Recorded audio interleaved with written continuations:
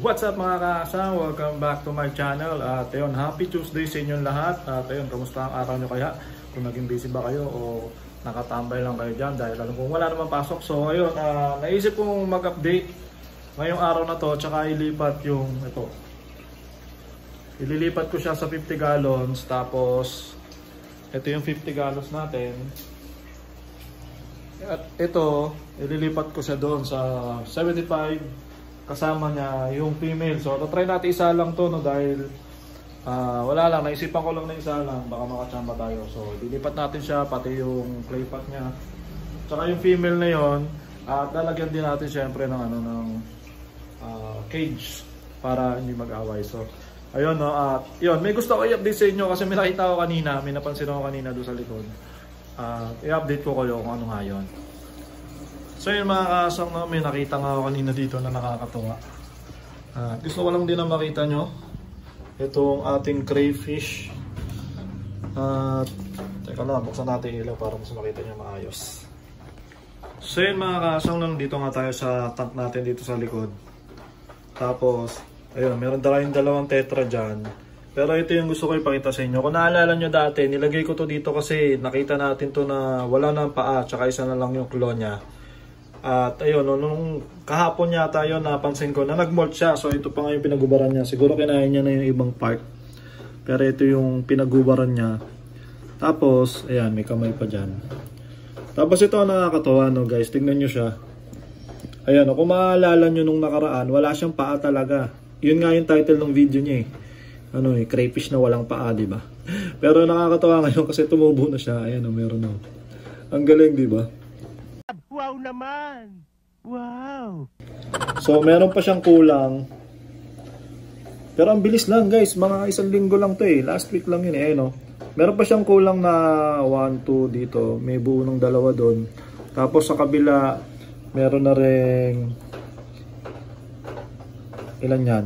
Parang 3 na yun nakikita ko. Tapos parang yung isang claw niya, tumutubo na rin pala. Ang galing eh, no? Ito, yung isang claw niya, yan, tumutubo na rin. So, ang bilis lang din. Siguro, depende sa kondisyon. Kasi, may mga nagtatanong sa akin yung pag nabili sa akin. Minsan, hindi natin kasi maiwasan na mag-away-away yan. Lalo na pag mga craylings, magkakasama sila. So, minsan may nabili sa akin, ayan, walang kulang yung paa. Tapos, yung claw, kulang ng isa. Minsan, wala na nga claw. Pero, hindi naman ako nag-out ng walang claw. So ito, meron itong isang claw. Tapos ayun, isang claw niyan, liit to. Ayan, tumutubo na rin. Diba? Nakakatuwa lang. Ayan, ang liit to. Tapos may dalawang paa na rin siya na tumutubo na ulit. Tapos yung bigote niya. Yan yung mga bigote niya. May dalawang mahabang bigote dapat yan eh. Ayan, kinakain niya yung niya, yung skeleton niya. Yung pinaghubaran niya. So siguro mga walang isang buwan siguro ay tutubo to ng ng mabilis dahil nga mag-isa lang siya dito, wala siyang kalaban dito. Tapos kasama niya diyan yung dalawang tetra lang. Hindi ko pa kasi alam kung anong ilalagay ko dito. Kaya inayaan ko muna may dalawang tetra diyan.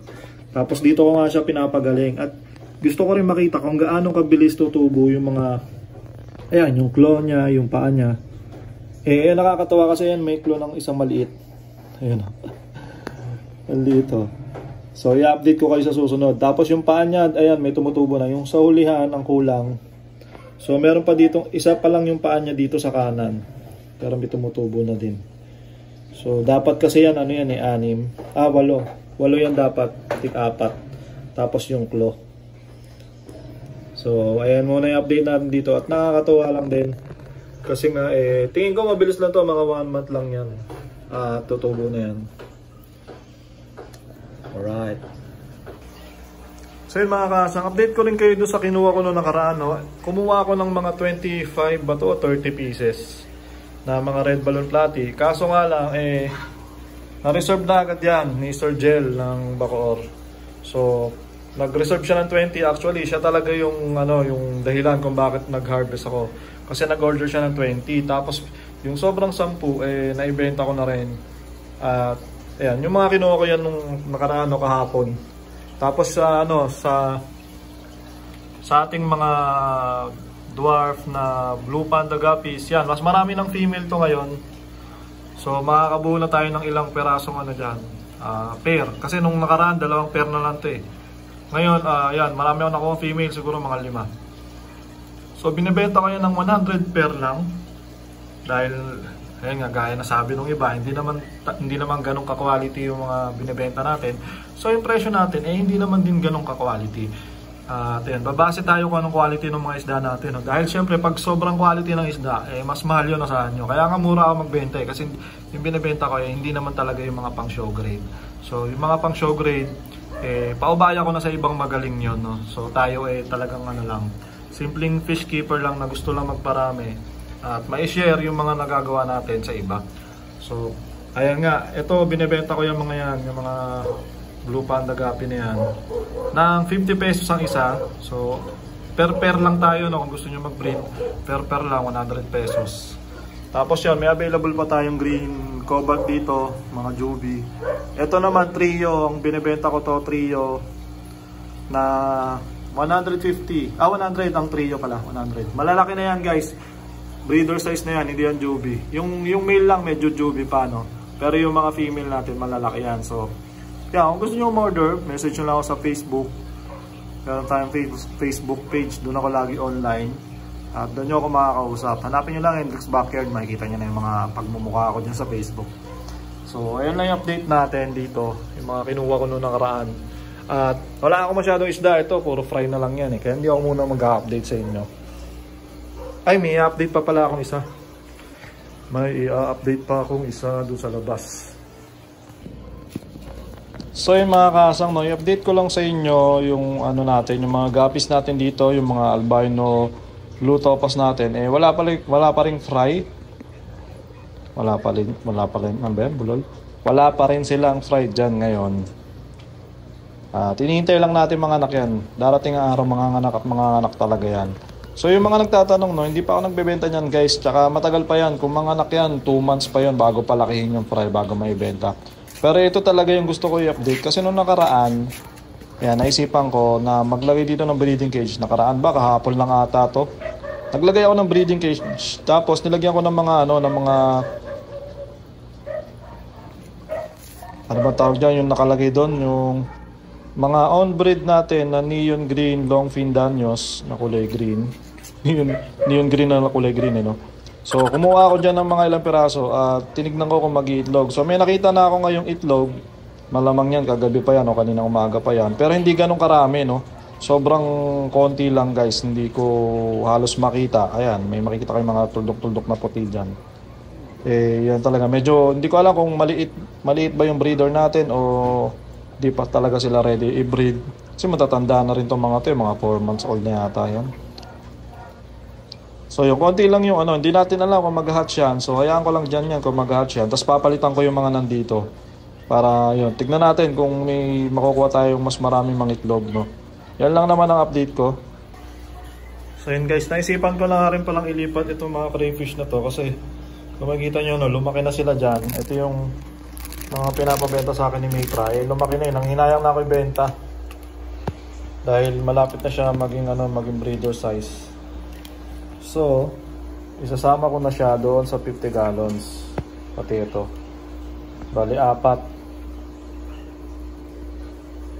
yung ating magiging crayfish dito. Dahil ito, hindi naman masyado malalaki to. Yan na yung puti nating isa. Tsaka yung isa na yun, para magkasinlaki na sila. So, ilalagay ko dito yon para isang tank lang sila. So, yun guys. Silipin muna natin, no, kung makikita natin yung gender ating mga crayfish dito. Pero itong isang to, tingin ko male na to eh. Ang laki kasi ng claw eh. Kahit wala pang kulay yung claw niya, tingin ko malaki. Laki na nito, mahigit 2 inches na. Tapos itong isa, hindi pa natin sure, mas maliit na konti ito eh. Yung iba tinuturuan ako, sabi yung may red yung claw. Yung may red daw yung claw. Ganun talaga, no, pag malaki. Pero yung pag maliit, mahirap kasi pag maliit. Kaya hindi ko rin masabi. Yung iba nangungulit eh. Hindi naman din nila alam. Subukan natin ito kunin. Isa.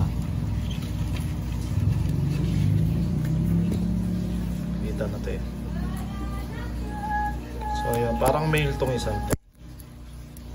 Tingin nyo guys. Tingin ko male eh. Ayan o, male siya kasi may patulis siya. Yun ang sabi sa akin ni Mitras Backyard eh. Ayan o, may patulis sa ilalim. So confirm na to, male. Shoot na natin yung dyan. Shoot. Saan yan? Wala. Yung tago agad. Male na yung isa na yun. Itong isa na to, hindi natin alam. Natin ko female to.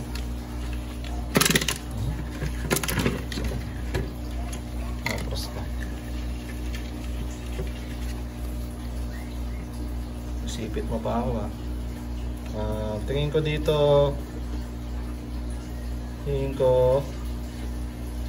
medyo maliit pa siya. Tingin ko male din. What do you think guys? Hindi ako magaling talaga dito.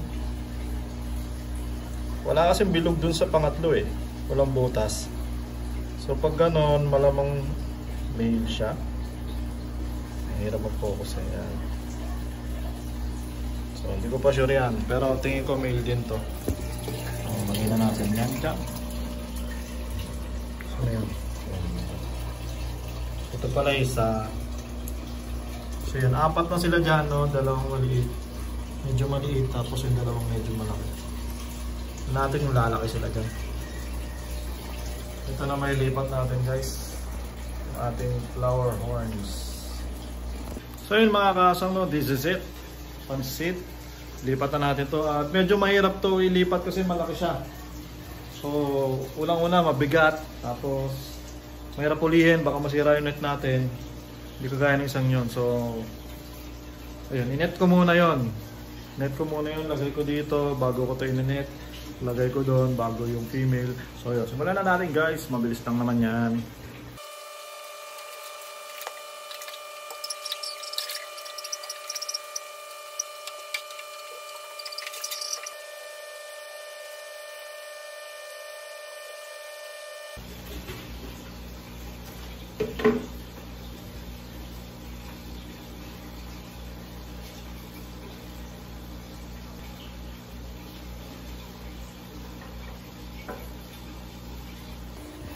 So yun mga kasang, no, medyo nahirapan ako maglagay ng net kasi matagal-tagal natin siya hindi nagamit tapos nawala yung korte niya, kaya ang hirap niya ipasok dito. Pero yun, nagtagumpay naman tayo doon sa gusto nating mangyari. Tapos yun, mag-water change na lang ako kasi medyo may mga dumi pa pala to. So yung water change ko yan. Tapos tingnan natin kung magpe-pair agad yan, no? Abangan nyo kung bukas, sa isang araw, kung kaya na natin silang pasamahin na wala tong wala yung net na yan, yung breeding cage natin yan. Tapos ito, naisipan ko ilagay dito kasi parang masyadong malaki yung 75 gallon sa kanya. At hindi siya masyadong gumaganda doon, lumaki lang yung katawan niya. So dito na lang muna natin ilalagay yan. Tingnan natin kung kung magbabago. Ang ganda ng kulay niya eh, kaso yung cock niya hindi ko mapalaki talaga. Hindi ko alam kung bakit.